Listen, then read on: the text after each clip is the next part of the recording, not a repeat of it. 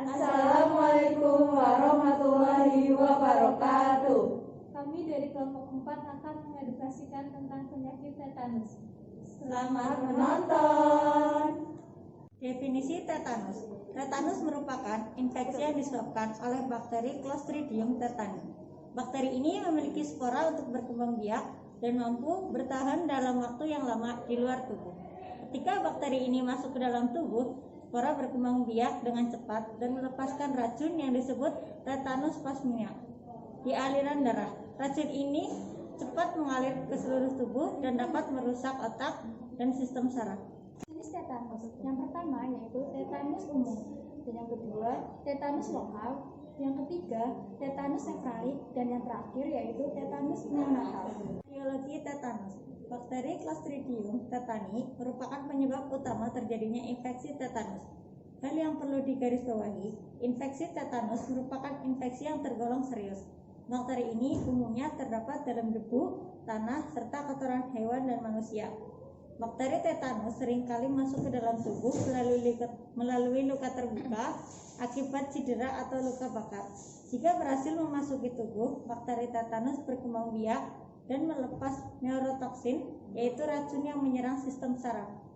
Gejala khas pada tetanus. Yang pertama, tegang dan kaku pada otot rahang. Yang kedua, otot leher dan otot perut terasa kaku. Lalu ada sulit menelan. Dan yang keempat ada sulit bernafas.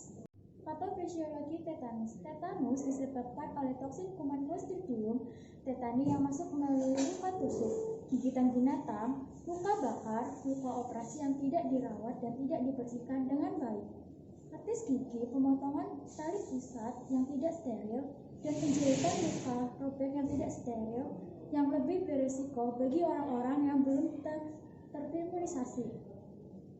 Spora. Bentuk spora dalam suasana anaerob dapat berubah menjadi kuman vegetatif yang menghasilkan eksitoksin. Toksin ini menjalar intraksional sampai ganglin atau simpul saraf dan menyebabkan hilangnya keseimbangan tonus otot sehingga terjadi kekurangan otot baik lokal maupun menyeluruh. Bila toksin banyak, selain otot bergaris, otot polos dan saraf otak juga terpengaruh. Tetanus. Salah satu upaya untuk mencegah tetanus adalah dengan melakukan vaksinasi tetanus. Vaksin ini mengakibatkan tubuh membuat antibodi untuk melawan racun tetanus. Pemberian vaksin ini wajib di Indonesia dan diberikan sebanyak 3 kali pada anak usia sebelum 1 tahun. Vaksin tetanus dapat dilakukan oleh anak-anak dan juga orang dewasa. Sedangkan pencegahan tetanus pada bayi, yaitu menghindari luka tali pusar dari paparan bakteri, sebaiknya melakukan perawatan yang steril pada tali pusar bayi yang baru lahir agar terhindar dari penyakit tetanus. Penata laksanaan tetanus. Yang pertama, perawatan luka untuk membersihkan luka dan mengangkat jaringan sel yang sudah mati.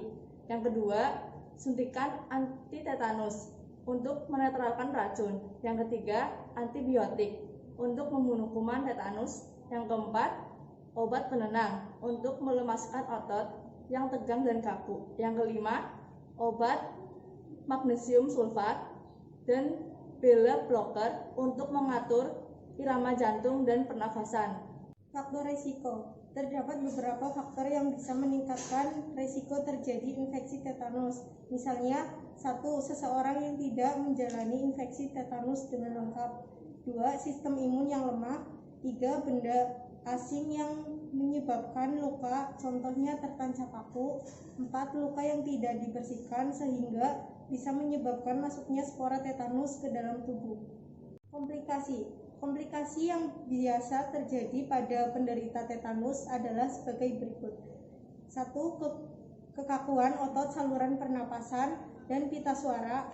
Yang kedua, cedera tulang yang ditandai dengan pergeseran tulang hingga keluar dari posisi normalnya. 3. Patah tulang. 4. Infeksi pada paru. Yang kelima, gangguan saraf. 6. Penurunan kesadaran hingga koma. Pengobatan. Yang pertama ada antitoksin. Tetanus imun globulin atau TIG mampu menetralkan racun yang belum menyerang sistem saraf tubuh. Yang kedua, antibiotik. Pemberian antibiotik seperti penisilin juga penting untuk melawan infeksi bakteri tetani. Yang ketiga, vaksinasi. Bersamaan dengan pemberian antitoksin dan antibiotik, dokter akan memberikan vaksin tetanus. Dan yang terakhir, ada sedatif. Untuk mengontrol dan meredakan kondisi kejang otot, dokter akan menggunakan obat penenang dengan dosis yang cukup tinggi.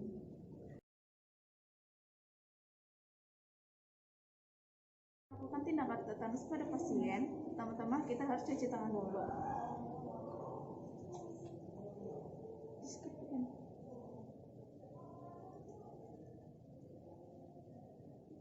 Pada pasien, lalu kita jelaskan kepada pasien tindakan apa aja yang selama kita melakukan pembulutan luka tetanus ini.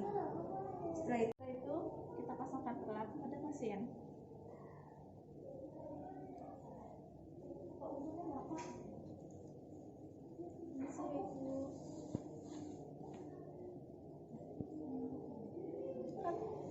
Memakai handscoon untuk membuka balutan luka pada pasien.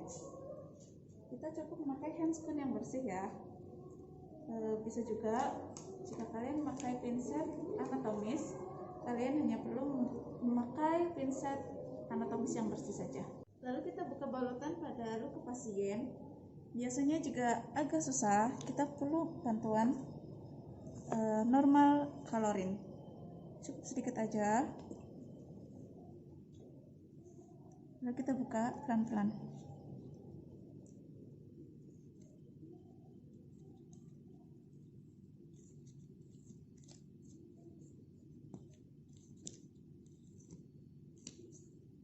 Nah, kita bengkok dengan seperti ini. Nah, setelah itu kita gunakan kita observasi pada luka pasien.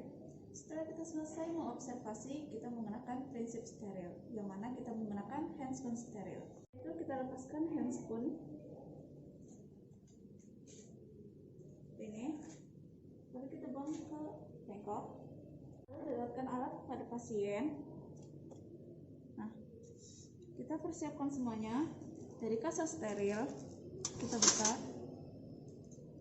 Setelah itu kita persiapkan kasa sterilnya, lalu kita persiapkan normal salinnya, masukkan sini, dan juga antiseptiknya. Setelah semuanya dirasa sudah siap, kita perlu menggunakan handscoon steril. Kita gunakan ya. Setelah kita memakai handscoon steril, kita irigasi pada luka pasien.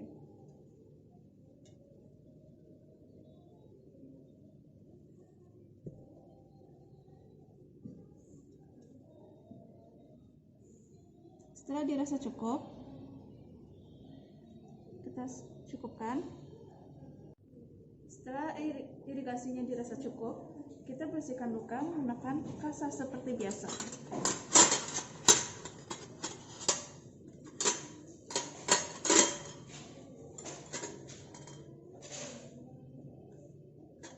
Kita membersihkannya dari area dari luar, lalu ke dalam, seperti ini.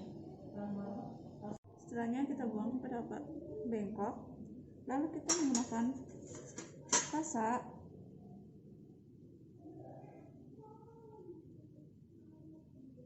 yang dilumuri antiseptik. Seperti biasa, sekali usapan dari luar ke dalam. Nah, lalu kita buang.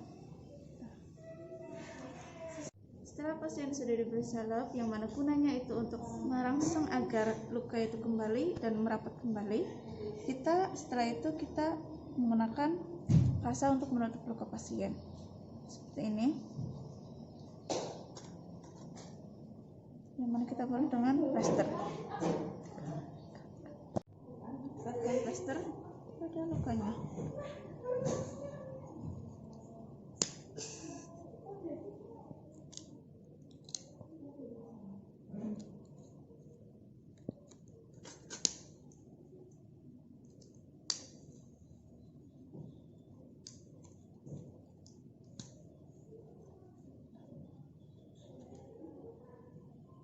itu kita beres-bereskan alat. Dan jangan lupa berkomunikasi dengan pasien selalu. Setelah itu kita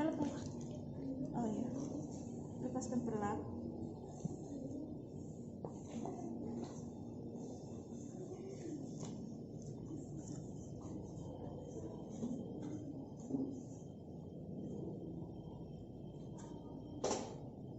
Setelah itu jangan lupa kita lepas handscoon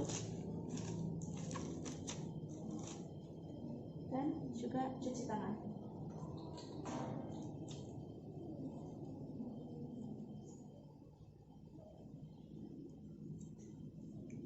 Kita dokumentasikan semua yang kita lakukan dan tindakan kita lakukan. Terima kasih.